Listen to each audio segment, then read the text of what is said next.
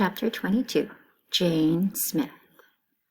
"I found Jane Smith," Jason told Stephen the next morning when he got to school. "You better tell Dee Dee," said Stephen.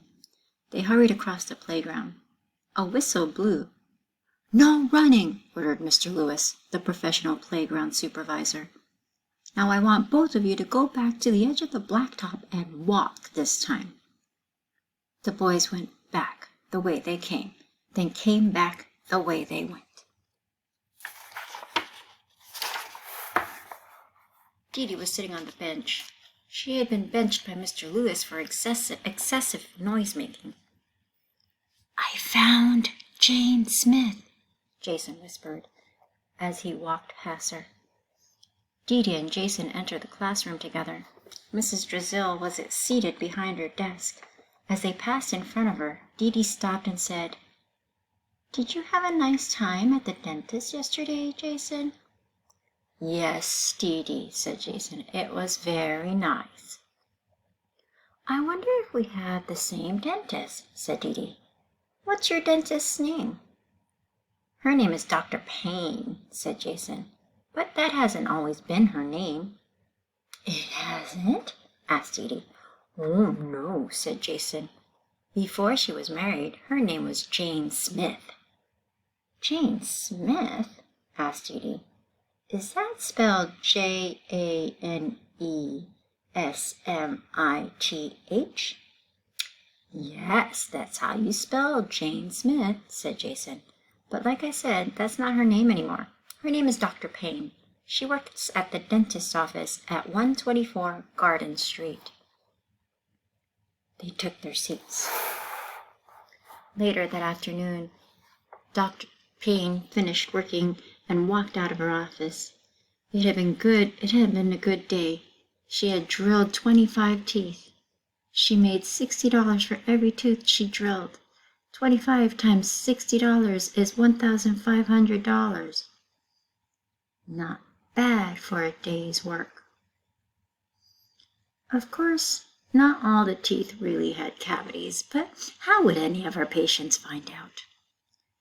She got into her fancy silver and black sports car and drove away. She sang along with the radio. She didn't even notice the old beat-up green station wagon in her rear view mirror. She lived in a mansion next to the lake. There was a stone wall around the house. She pressed a button in her car, and an iron gate opened. The gate closed behind her as she headed up the long and winding driveway. A moment later, the old green station wagon stopped and parked next to the gate. A woman got out, walked around to the back, and opened the tailgate. She pulled out a ladder. She set the ladder up against the wall. Under her arm, she carried an old blue notebook. Dr. Payne's butler handed her a drink. The cook was making dinner.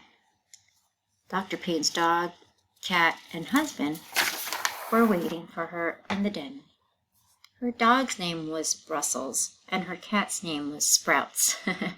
She petted them both. Her husband's name was Sham. She petted him too. "Hi, darling. How was your day?" he asked. "I made $15, she said Jane. Sorry, let me reread that. "Hi, darling. How was your day?" he asked. "I made $1,500, said Jane. They hugged and kissed. They loved each other, but they loved money even more. Then they had dinner by candlelight as they watched the sunset over the lake. After dinner, they sat on the deck under the stars. Sprouts lay purring on Jane's laps. Brussels sat faithfully by her side. Life was perfect. "I love you, darling," she said, petting Sprouts. "And I love you," said Sham. "I was talking to the cat," said Jane. The butler stepped out onto the deck. "Excuse me, madam," he said, "but there's an elderly woman out in the yard." Jane's long fingernails dug into her cat's neck. "I wonder how she got past the gate," said Sham. "I don't know, sir," said the butler. "She's probably hungry.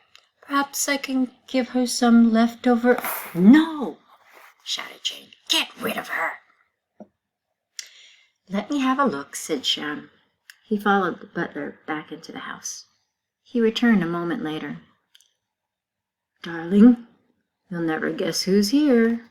One of your former teachers. Isn't that just the sweetest? Jane screamed. She jumped to her feet. Sprouts flew off her lap and into the hot tub.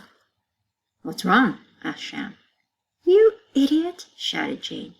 I told you to get rid of her. She kicked the dog out of the way, then climbed over the railing and jumped off the deck to the ground, 15 feet below. Whew. Mrs. Drizzle came out onto the deck. You can't get away from me, young lady, she hollered.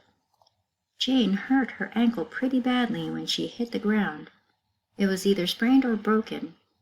She lay on the ground in agony as she looked up at her former teacher.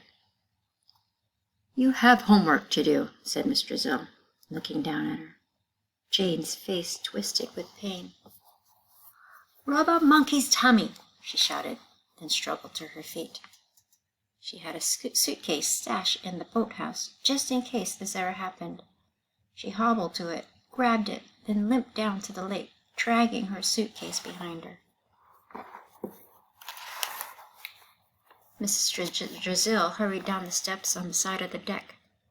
Jane groaned as she threw her suitcase into a motorboat. Then she pulled herself aboard and started the engine. Darling, come back, Shams shouted from the deck as he watched the boat sputter across the water. Mrs. Drizzle climbed into an old rowboat.